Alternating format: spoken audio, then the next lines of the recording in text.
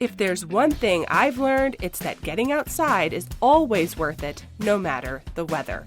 Welcome to Humans Outside, where we're building a life around spending time in nature while learning from fascinating outdoor-minded guests. I'm Amy Bouchatz, a journalist originally from the beach in California, now working to love nature from my home in Alaska.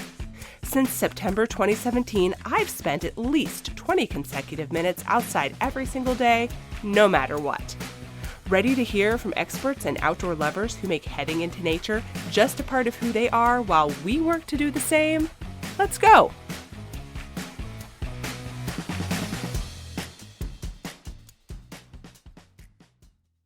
Hey humans, Amy Bouchatz here. We're getting ready for season 4 of Humans Outside and taking the chance to share some of our most popular episodes ahead of the season premiere, September 2nd. Today's best of episode is with Virginia Yurich, the founder of the incredibly popular 1000 Hours Outside movement. 1000 Hours Outside encourages participants to do exactly what it sounds like: spend 1000 hours outside every year. Even though I make going outside a daily habit, 1000 hours outside each year still blows my mind. In this episode, Ginny shares her secrets and her why, and I'm excited for you to get a chance to hear it. Here's the episode: How They Spend 1000 Hours Outside Every Year with Ginny Yurich. American kids spend an average of 1,200 hours a year in front of screens. And of course, that number fluctuates as experts look at that. Ginny Yurich, who holds a master's in education and homeschools her 5 kids, decided if it was possible for her kids to spend that much time a year in front of a screen, they could spend at least 1,000 hours outside each year. You know, here at Humans Outside, my goal is to spend at least 20 consecutive minutes outside every single day, which I felt like was a big old commitment given my busy life. So when I read that Ginny and her family are making 1,000 hours a year, that's about 3 hours a day, by the way, happen, I just knew I had to talk to her. And as we're thinking about back to school after an amazing summer outside, what better time to talk about the practicalities of building a life outdoors into your kids' everyday habits than now? Ginny, welcome to the Humans Outside podcast. We're so glad to have you. Thanks for having me, Amy. I'm thrilled to be here. So we start all of our episodes imagining ourselves having this conversation in our guest's favorite outdoor space. Tell me, where are we with you today? That's a tricky question because I like all of our outdoor adventures, whether it's in our backyard or a local park, but I really am partial to Asheville, North Carolina. Have you ever been there? I have driven through. Um, so it's like waterfall mecca there, and our favorite one is called Slide Rock.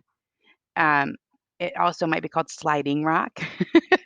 uh, but anyway, it's like this 60-foot waterfall, um, this big kind of flat sloping waterfall that you can ride, Oh, you know what? I and saw a it drops picture of you that off on in your this. blog. Oh, it's so cool, and it drops you off in this freezing cold pool of water at the bottom, and you just go over and over again. So I'm so glad you told us about that because I saw a picture of that on your blog and I thought, man, I got to go there. it's a bucket list place for sure. It's really phenomenal. And then there's so many other waterfalls in the area. We visited in Missouri, I think, a place called Johnson's Shut-ins, which is very similar. Makes it sound like there's a bunch of lonely folks there, but no, it's rocks, Yeah. and they are natural waterfalls like that. Oh, so But cool. yeah, very cool. There's one in Definite. Sedona too, and that's where I get them confused. I think the one in Sedona is called Slide Rock State Park, and then Okay, the one in North Carolina is called Sliding Rock. They're fair enough. awesome. So fun. Awesome. Well, listeners, add that to your list, you guys, because that sounds so fantastic. So, from one outdoor challenge person to another, although my 20 minutes sounds really puny now, Your 20 minutes sounds fabulous. start by telling us how your 1,000 hours came to be. Give us all the background. Okay, so mine actually started a little opposite of the realization of screen time came later. Okay. Our journey outside started with just being completely overwhelmed. And really, it was in my own personal journey at the very, very beginning, with having young kids. And our first 3 kids were really close in age. They were like 2 and under. And and I was sort of drowning trying to get through the day with the 3 little ones, and, my husband had a job where his commute was an hour, so he was gone, 10 and a half hours a day, and, um, I was really, struggling, like, in every area, emotionally, sort of with this massive amount of needs that I felt like I could not meet, and, and I really didn't know what to do with my kids. It's like you have these babies and there sort of is no direction, like, what are we gonna do? And I had ideas for certain schedules, but they don't ever follow the schedule. So we did, like, the library programs, we signed up for classes, and, because that's sort of what I thought that everyone else was doing, and we signed up for library classes and swim and music class, and it was expensive and also, so difficult to manage. I'm trying to pack up for 3 kids, and they're all in diapers, and they're all nursing, and it was such a monumental effort to get them to the swim class or to get them to the library program and to sit through it for 45 minutes. And I felt like every day, by 11 a.m., I was so exhausted and sort of done. And I'd have 7 hours until my husband came home. So I just, I wanted so badly to enjoy those early years, and I was drowning. And so what happened for me was I had a friend from church who was planning on homeschooling her kids. So she was starting her research because her kids were a little older than mine, and she came across this educator who didn't even have children of her own, um, from, like, right around, like, 1900, a long time ago. Her name is Charlotte Mason, and she has, like, these volumes written about education and children and family and parenting, and all of these, she was, like, prolific, and these ideas that she had way back then are still sort of, a lot of them hold true today. They're, like, research based. So one of her ideas was that kids should spend 4 to 6 hours outside a day on any tolerable day. So obviously in Alaska, it's not gonna be every day. We're in But you're Michigan. in We're in Michigan, which is Michigan, not so every it's day not every either. day either. And so my friend had said, "I wanna try this out." And Amy, I just thought she was, like, absurd. I thought, "Well, what a silly idea. What are kids gonna do for 4 to 6 hours?" And, you know, this common sort of path of parenting, things last like 45 minutes to an hour. If you sign Mhm. your kid up for soccer, everything is sort of in these smaller chunks of time. And so, it was sort of this And life. and not just that, like, if you sign your kid up for soccer, after 45 minutes, they're done, you're done, we're all done. It's It's done. done, it's over, and so it seems to sort of be this modern way that we parent, and to the point where I thought this idea was, like, completely, um, ludicrous. I'm like, "How is this really gonna work?" So the life-changing decision here was just saying yes to that. Um, so Mm, she said, "We're gonna meet at this park," and it wasn't a playground. It was just this flat open field. There was a creek that ran through, there was ducks, there's a little bridge, and she says, "Let's try it. We're gonna meet from 9 to 1, pack a picnic." And I couldn't wrap my mind around, like, "Well, how is this gonna go? Like, we don't have anything for them to do, should I be bringing things?" And so I just brought a picnic lunch, I brought a picnic blanket. I had, a 2-year-old, a 1-year-old, and a nursing baby, and she had somewhat similar. Her kids were a little older. And what happened was I sat on a picnic blanket for 4 hours with my nursing baby and had a conversation with my friend, and the kids just ran around and played. And my mhm, mind was blown, um, because I didn't leave exhausted. mm. I left refreshed, and it was my first experience of that kind where it something worked. Um, and so, at the very beginning, it was just for myself. Like, how do I get through these expansive days with these young kids? And very quickly, and within weeks, I started to notice that my kids were like more coordinated and they were just developing rapidly. And putting two and two together with this time outside, we were getting together like 3 days a week. It worked out so well that we're like, let's do this 3 days a week. We're going to meet up at different local parks. We can do little hikes. um, and we're going to meet from 9 to 1, and we bring our picnic. And so we started doing it 3 days a week. And the this the differences developmentally in my kids were substantial. And Mhm. so in time, I came across, there's so much research about and so many books, like Richard Louv has Last Child in the Woods, and Angela Hanscom has Barefoot and Balanced, and there's so many about play and all these fabulous books, and it's good for adults too. So we we kind of changed our whole lifestyle, Mhm. and it was fabulous. We're all thriving, right? And we were doing it for about 2 years and just never running into other kids. And when I say never, it's not an exaggeration. Occasionally at a playground, kids would come and go, but like out on the hiking trails, and we live sort of in the Metro Detroit area, it's very populated. Like we're not Right. we've moved out into the country a little bit at this point, but back then we were sort of in total suburbia. So these parks were not any, anywhere on the outskirts. They're 5 minutes from people's homes, or it's very close, and just never running into other children. And so I am a math major. I don't even know what made me think to add up how much time we were spending outside, but I'm like, well, I'll add it up. If we're doing these like 4 hours, 3 days a week, and sometime on the weekends, we were getting about 18 to 20 hours outside Mhm. every week.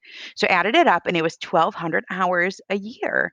And I happened to right around the same time see that that was the average amount of time that kids spend on screens every year. It's about 1,200 hours. And so what hit me the most was not that, screens are evil. Screens definitely have a great use and they're helpful for so many things. But what I realized was kids are losing out on so many experiences. The Mhm. 1,200 hours in a year is like this depth and breadth of experience, of these relationship building things, of these things that honor my kids' development and help me thrive as a mother and help me be present. You can't even really put into words how how many memories you build in 1,200 hours in a year. And so that was sort of the impetus to the blog, which um and the movement, which I call 1,000 hours outside because it's a little catchier. Right. um I don't know, it gives people a little more leeway too, 1,200 hours versus 1,000. um and so the point is, that if we have this time to spend, and we have it going to screens, what would life look like if we flip-flopped a bit? And so, it's really the simplest thing. It's about being intentional with our time, knowing that there are academic, emotional, social, and physical benefits, and extremely good ones when we take our kids outside to play. So that was sort of the start of it. It's been around since 2013. It has waxed and waned. We've had more kids and moved and job changes and the like. But over the last 18 months, been able to put a little more time to it, um, and people are doing it all over the world. There's a little freedom in it because you can you can revolve it around your own life. Right. Right. Everyone has hard seasons, and we also have um, just different seasons based on the weather. And so here in Michigan, I mean, we'll have days when we're outside all day in the summer, 8 to Mm. 8, and in the winter we might only get out for 20 minutes. Or we might not get out at all, or there's days when the kids are sick, or there's seasons where you have Right. other evening commitments, different sports things or music or the like. And so what's been neat for me to see is how it looks so different from family to family, from location to location, but the benefits are still the same. Right. So, I want to touch on two things because I think that in a pre-COVID world, people would have been like, well, how do you possibly do that? How could your kids possibly be learning everything they need to learn, in school enough and to also make this work? Well, I think one of the things that folks have learned while doing this sort of distance learning, or you could call it homeschooling, for their kids who are usually in school is that really learning does not take the full 8 hours that they're in school. There's just not enough work to do. The learning is a day long thing because other things are integrated in, and in your case that's going outside, right? Like, kids aren't sitting Right, at their desk absorbing math for 8 hours a day. They're just not. right, It's a different, it doesn't work the way you think it does in your mind. It's more, it's group activities, it's group learning, right, that takes that long. And when you take kids out of that environment and put them in front of books, well, the learning, our school said if your kids are learning for 2.5 hours a day, that's almost too much, right? Like, don't have them sitting in front of books doing book work that long. um, and of course that depends on grade level and all that stuff. So all of that other good learning is just experiences, it's getting outside, it's doing stuff. And so sure. yeah, Well, so I you're think experiencing that. I think that, like, there is a huge misconception there in America, at least for sure. I think that most people equate sitting with learning. Like you Hmm. said, worksheets or listening to a teacher. There's a really good book called it's by Carla Hannaford, and it's called Smart Moves: Why Learning is is Not All in Your Head. It's that might be, I don't know if that's the tagline. It's something like that. It's called Smart Moves, and she's a PhD, and her book is all about how movement and learning are intrinsically related.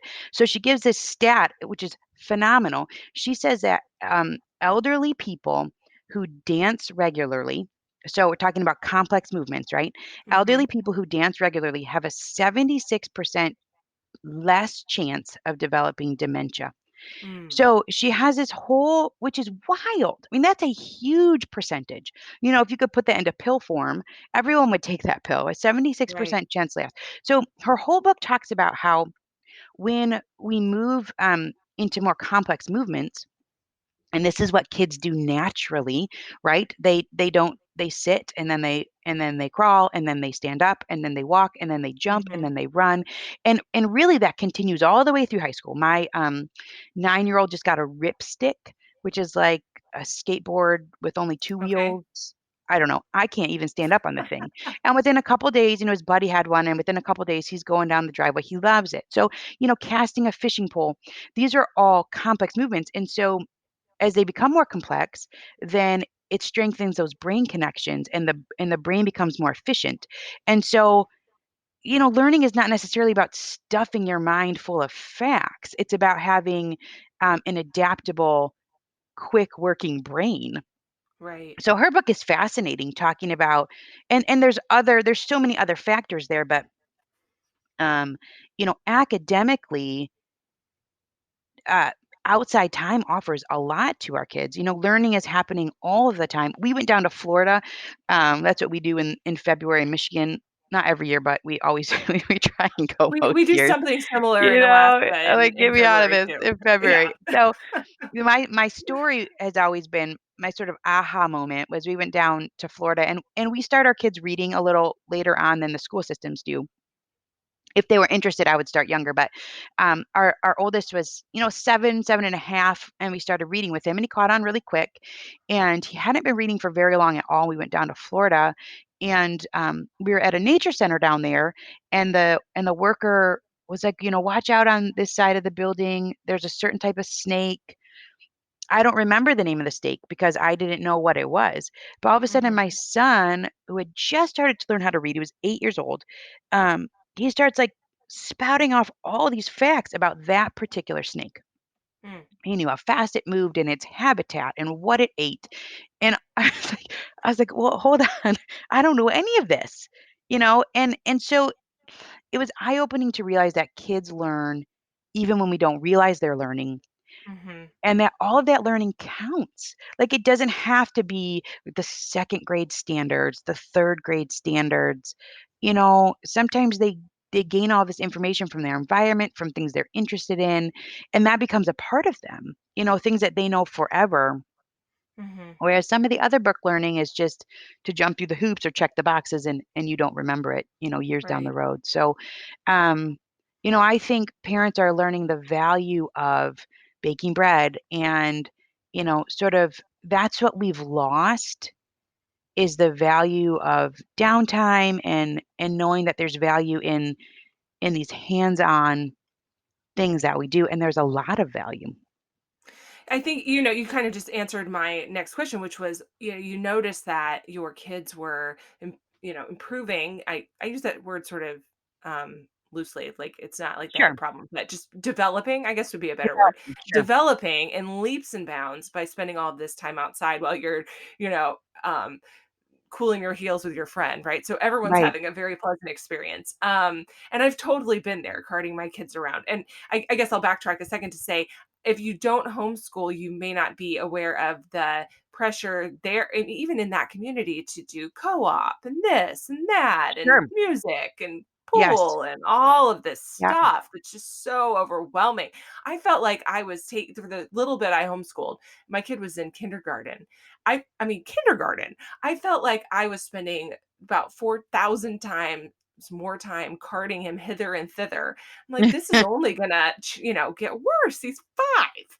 Right. But I see these friends whose kids are in high school doing the same thing. So, it's just, it gets crazy out there. But, I'm wondering why you think outside has this developmental quality that you can't replicate somewhere else, even with all of the insane activities that we try to stuff into the periphery of our We days. do. It's I think everybody comes at it from the basis of wanting the best for their kids. Absolutely. Um, and the problem is I don't think we have the right information. And that may go back to even just a money thing, which is like nature things for the most part are free. You may pay, in our state, it costs $10 for the whole year to get into every single state park.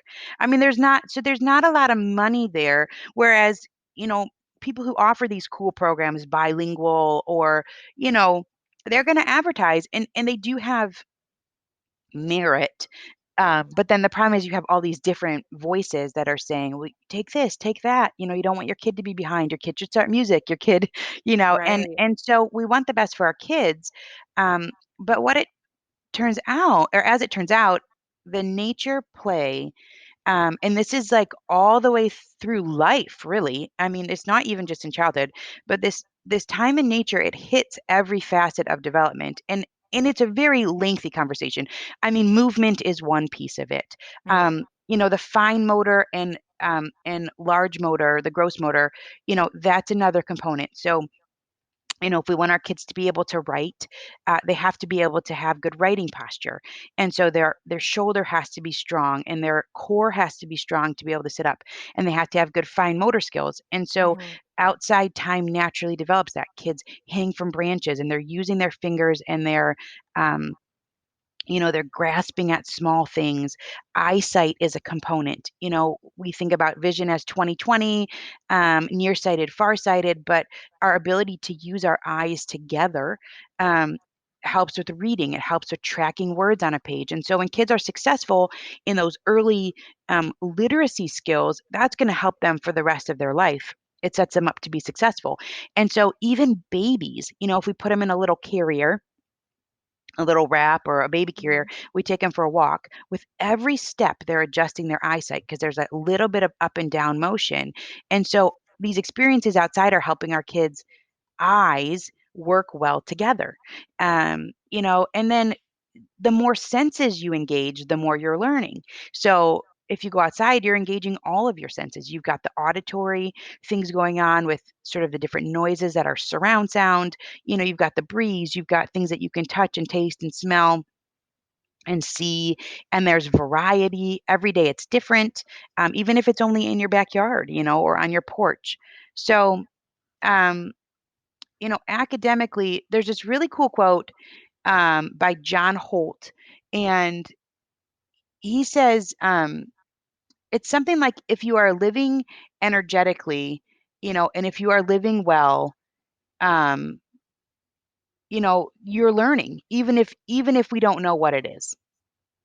And so it's sort of like embracing a little bit of that unknown and being okay that it's not quite so linear. Um, Here, I'm going to read it. Here, I've got it here. It says, living is learning. And when children are living fully and energetically and happily, they are learning a lot, even if we don't always know what it is. Mm, And mm, so that's been my experience. It's like that experience with the snake. I was like, well, my child has been learning things, and I didn't even know that he was learning such and such. Um, but he still has been learning, and it sort of contributes to this whole person. yeah. So academically, and that seems to be one of the biggest concerns for parents is, how kids are doing academically. And so this really sets kids apart Hmm. in so many ways, You from the know, complex movements to the things that they can learn through nature. There's so much.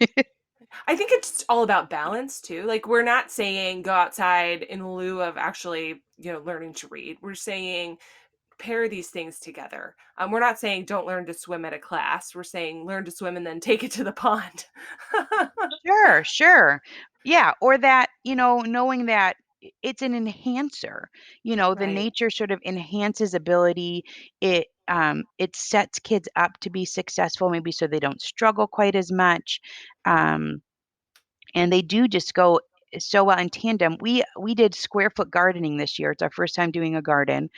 And so we have these raised garden beds that are 8 by 4. And we talk about area and perimeter all the time in math. It comes up like every year, and nobody remembers what it is. And like we've talked about this so many times. The perimeter is the rim. Well, then we set up this garden bed, and they have 32 squares to figure out what they want Mm, to plant. And so it becomes this sort of multidisciplinary. They're learning math, they're learning, botany. So there's a science in there. They're learning about the soil. There's so there's so much depth to it, mm, in terms of how nature time helps kids with academics. And I think as they get older, they tend to specialize in things that they're interested in. If one right. is interested in farming, well, there's a whole lot you can learn about through farming. And if one is interested in rocks or rock hunting, or if one is interested in geocaching, it's like, well, then you're learning about maps and Right. Direction and route Ye finding and all that good yes, stuff. yes, but the problem is it's not gonna be a checkbox on your report card. And Right. so, I think as a parent, you have to know that it's still valuable, even though it's not Mm, part of that linear, process of compulsory education. absolutely. Hey humans, just a quick break to ask for a huge favor. If you're loving this episode, could you take a second to give us 5 stars or a great rating and review in whatever podcast platform you use? Those ratings help other humans find the podcast too and spread that humans outside love around the world. I can't thank you enough for listening and sharing your support through a rating and review. Now, back to the episode. I want to talk a little bit about the practicalities of this. So I know you Sure. have a couple of trackers on your website. Do you encourage people to track this daily, or how do you encourage people to hit the goal if they are as goal oriented as I am? Yeah, I do encourage people to track it daily. We have ours up on our fridge, and I think people just sort of have it in a place, where they walk in the house. And it is really an out of the box thing. In the 80s or the 90s, no one was tracking their time outside because everybody was doing it. Kids were playing outside after school, until dinner, and things Right. weren't quite so busy. So I think we've been doing this since 2011. It's so easy to lose the time. There are so many things that we need to do just on a daily basis, and there are so many great opportunities out there. So what we have is at our house, we have our tracker. It's up on our fridge, and it's just something that we include the kids on, because their world is full of technology, and so this is modeling to them, um, that they should be intentional about hands-on life, and and not having their faces in front of screens. And I think that when they become parents, um, technology will be even more prevalent. For example, we were at Costco the other day. For the first time in a long time because of coronavirus, but they have these fridges out that have screens on the front. Mm. Full screen.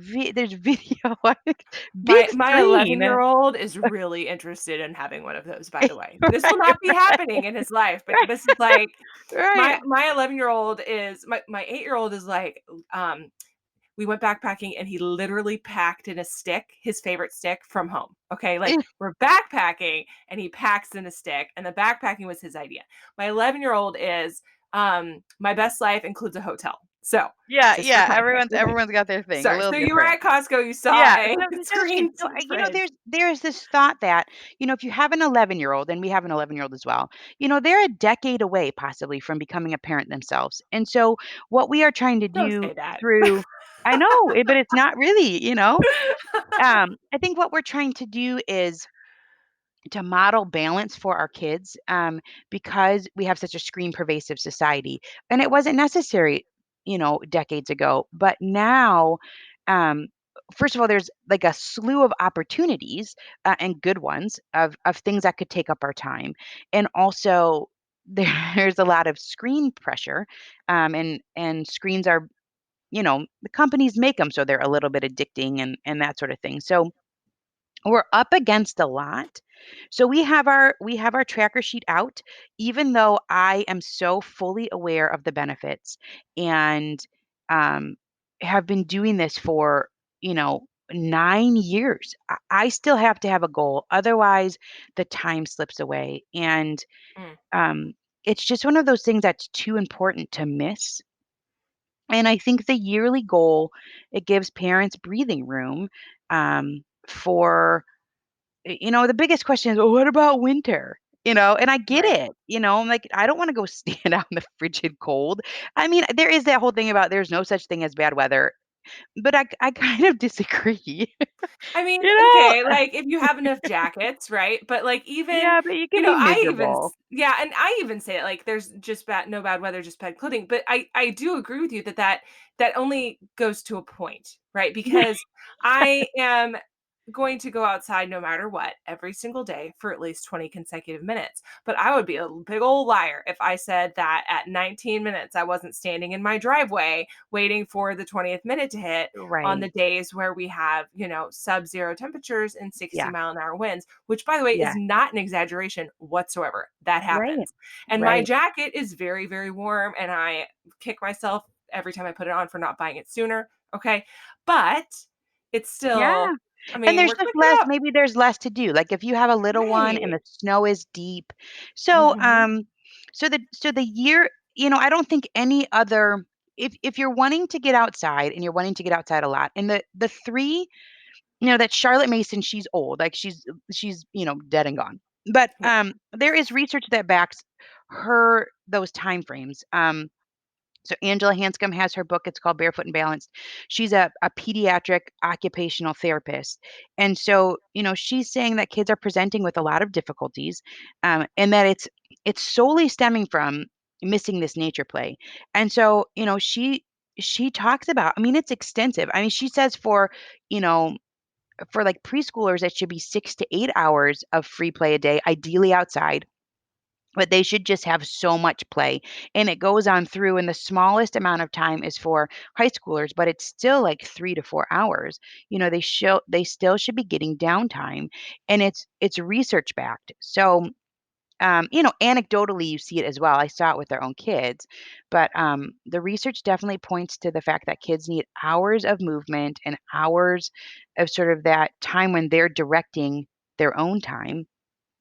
And it's just really easy to not have the time if you don't prioritize it. So, I So, mean, legitimately, what about winter? Do you make up your, because there are bad days. There are days that you're sick. yeah, so we don't go outside every single day. Mm, Um, and that's sort of how we started. We started by picking like the 3 best days of the week. We kind of revolve our life around the weather, which is different than how other people live, I think. And it's Mhm. not how we were living before. You have your like Tuesday night is this, and Wednesday night is Awana, and Thursday night is, whereas all of a sudden I started to change and say, well, Monday, Tuesday, Friday, and Saturday look great this week. We can go strawberry picking, or we can go sledding, or depending on the season. Um, Right. and so, we're trying to pick the optimal times to go out, working with the seasons, Mhm. and knowing that there's going to be spring, summer, and fall days where we're out for 8 hours, and maybe in the winter we were only out for one, or there's going to be a week in the winter where everyone has the flu, we didn't go out at all. Um, and so the year-long goal really works pretty well. Right, because you have Um, a year to make it the time. you do. You do. And you embrace the different seasons. And Right. so we've been trying to do that a little more with winter, like, cooking, having a bonfire out in the winter is a Mm. fun thing. Or, just the snow type things are actually really fun. But, they're, like you said, they're not fun at sub-zero temperatures. No. No, and, I find the other thing is that, like, the fact that I've made this goal of going outside has necessitated I find something to do outside, and so we Yeah, have a lot of outdoor winter hobbies that we never had before. Now, I'm keenly aware of my, privilege in that too, because I can afford to go buy skis for my family, right? Which a lot of sure. people feel like, Sure. can't do or feel like they can't do or don't wanna do or whatever, right? Like, so I'm very aware of Sure. that. I have a privilege. We're a military family, and our base has a downhill ski area that is affordable, and we can afford season passes to it because they Right. are very, very inexpensive. Whereas downhill skiing is famously a rich person sport because it's so expensive to go Right. down We have hill never gone. We've skiing. got five kids. We've never Right, been. it's I so don't think we'll ever go. expensive. But, this coming year, we've decided that I mean, it's the middle of summer when we're recording this, and we're already thinking about winter. Talk about Alaska life. Yeah, But, sure. this coming winter, we've decided that instead of downhill skiing, we're going to do a more accessible version, which is in our area, cross country skiing. It doesn't Hmm. require a long drive. We'll be signing my kids up for, cross country ski team, which is done through the school, and Oh, it'll be that's neat. yeah, it'd be very affordable. Actually, fun Alaska fact for my listeners, you know how I love this. Most a good portion of the U.S. Olympic team from for cross country skiing comes from this part of Alaska, and they train not terribly far from my house. And so Oh, it's that's really it's an really exciting cool. opportunity, right?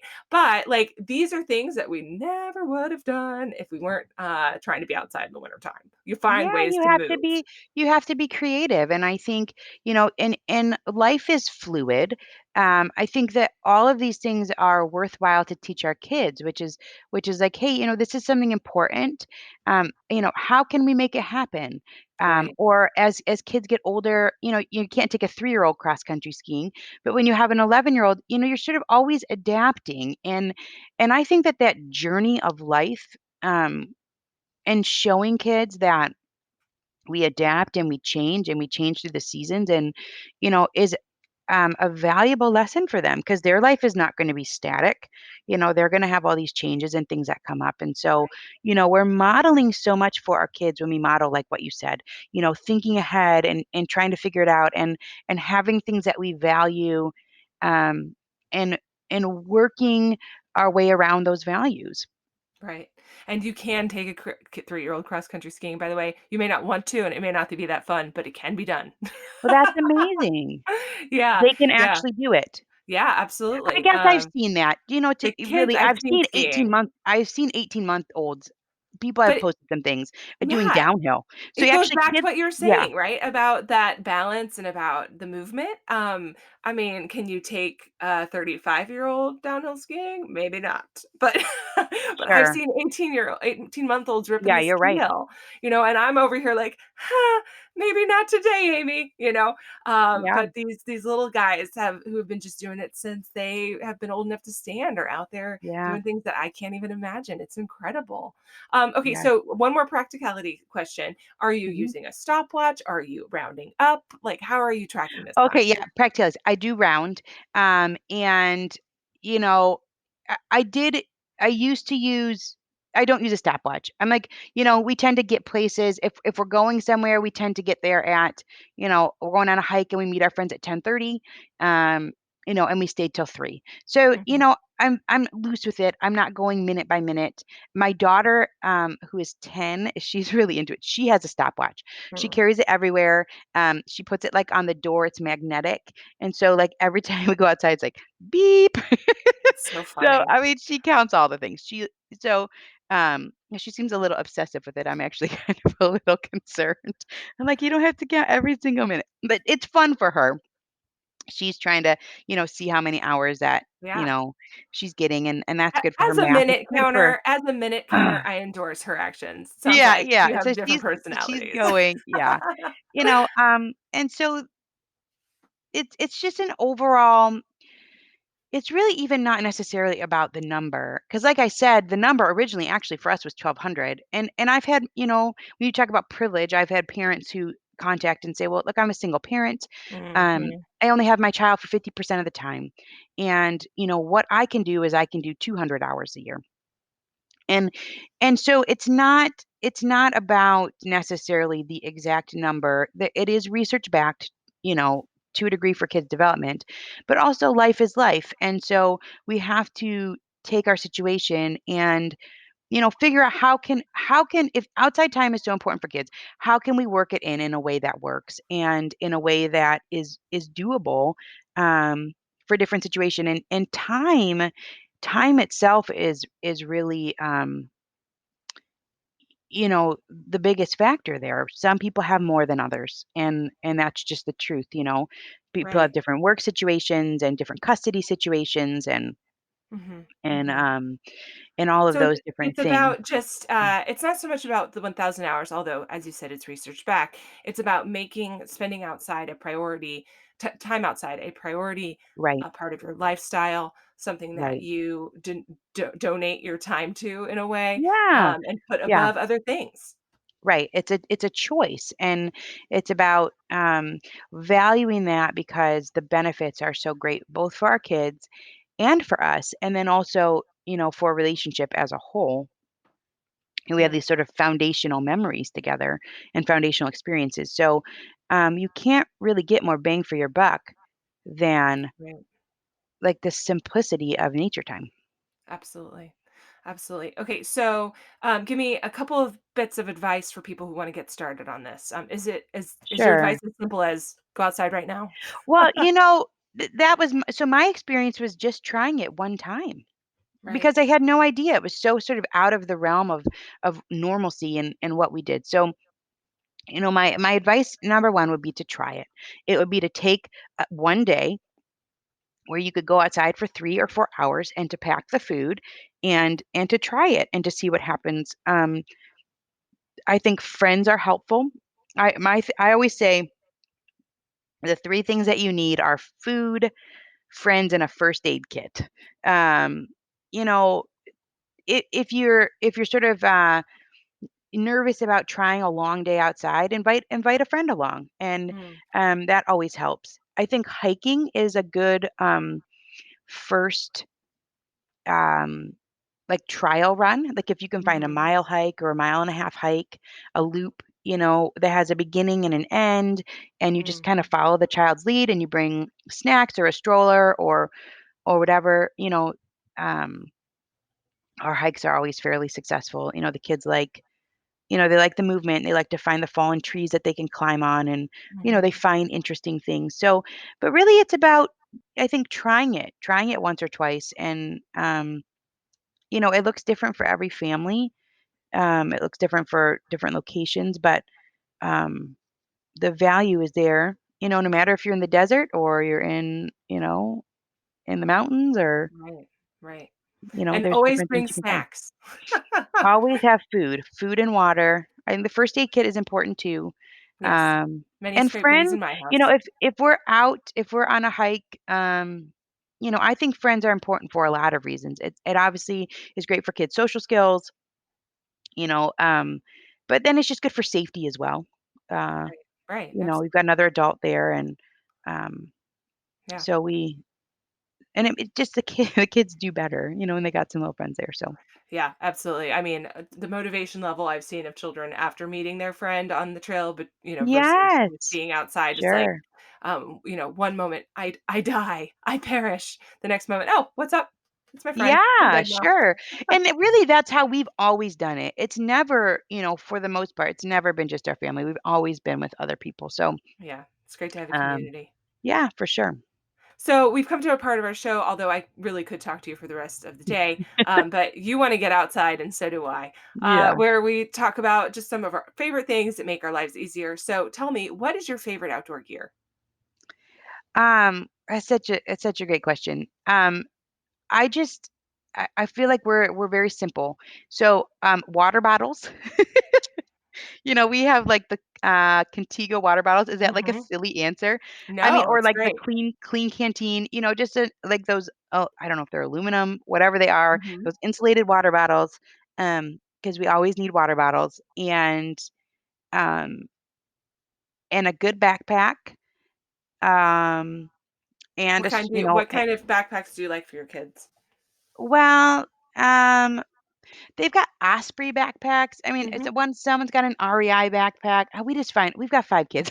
We find Yeah, whatever we can on sale in the ain't as that the we get. truth? Yeah, yeah. Ones that No, got I the like it. spot a couple spots for little pockets so they can save Yeah, things and but we're talking about like an outdoor, like a in an it's outdoorsy, not a school backpack, but right. like an It's a outdoorsy backpack backpack. designed for Yeah, this purpose. It's more got some rugged. padding, it's a little Yeah, rugged, it's got a nice water yeah, bottle spot instead of just like, "Where is this water bottle supposed to go?" Which is the right. conversation I had with myself over the school backpack my kid grabbed the other day to go on his hike, Right. just like that. Yeah. So, So I and think we don't have a ton of outdoor gear. We basically have this is like the silliest answer. We basically have stuff for food and water. So we did Mhm. we did buy a Yeti cooler a couple years ago because my coolers were always getting ruined. Yeah. So we have like receptacles for food and water and then food and water. Yeah. And That's with that, basically yeah, it. sounds A like backpack and the your water bottle. favorite outdoor gear and your most essential outdoor gear at the same time, Because we you really know? don't need much. I mean, No. um we don't do anything really exceptional. I mean, it'd be cool if we were like rock climbers but we Yeah. haven't ventured into any of that. Yeah, it's all good. It's all good. I had somebody on the podcast once who told us their most essential gear was, snacks. Someone else who said it was a good attitude, which all of these things are true. Sure. All of these things are Yes, true. I would agree with both of those. So, final thing, if you close your eyes and picture a favorite outdoor moment, where are you and what are you doing? Um, I know these are such tricky questions. I think because we have, 9,000 hours of experiences since we started. But I'm definitely a water girl. I would definitely say, those waterfall hikes have been in the riding the waterfalls and the kids sort of jumping off the big rocks into pools of water below. Um, I like tubing down rivers. So Mm, I'm a water girl. Anytime we're around water, those are some of my favorite. But honestly, it's like I've never had an outdoor experience, even if it's just in our yard, if the most simple place that I have regretted doing. mm. Because you always see something cool. There's always sort of something. It's so random. It's like going to the thrift shop. You Yeah, don't know what you're going to find, but then you're going to find something, that's right. you know? So, Ginny, thank you so much for being on the Humans Outside podcast yeah, today. I appreciate your time. thanks for having me, Amy. That's it for this week's episode of the Humans Outside podcast. If you've enjoyed this episode, give us a little love and leave a rating and review to make it easier for other listeners to find the podcast too. Until next time, we'll see you out there.